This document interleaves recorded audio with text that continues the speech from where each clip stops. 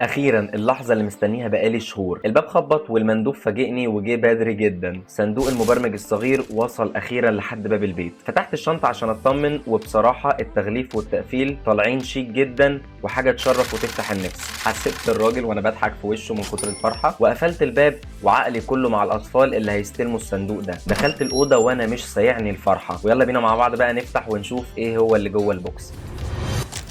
اوبا، ده مش مجرد اوردر او كتاب عادي، ده بوكس متكامل فيه كل حاجه طفلك هيحتاجها في الانشطه عشان ما تدوريش على حاجه بره. تعب شهور وتفاصيل كتير وتعديلات عشان نطلع النسخه دي. علبه الوان خشب حجم كبير عشان تشمل كل الدرجات اللي هيحتاجها، ومعاها طبعا الصمغ او الجلو المخصص لتمارين القص واللزق، وحتى القلم الرصاص اخترناه بنوع نظيف جدا عشان يريح ايد الطفل وهو شغال. واكيد طبعا ما نسيناش الستيكرز التشجيعيه المبهجه جدا واللي هيبقى الطفل مستنيها من التمرين للتمرين. والاهم من كل ده بقى شهاده التقدير دي اللي شيك جدا، دي اللي هتتوج مجهوده وتفرحه في اخر الرحله وتخليه فعلا واثق من نفسه. ونيجي بقى للبطل الحقيقي. كتاب مغامرات المبرمج الصغير، تحدي ال5 ايام عشان نتعلم اساسيات البرمجه. 50 نشاط تفاعلي متقسمين صح. البرمجه مش مجرد كود، البرمجه هي طريقه تفكير.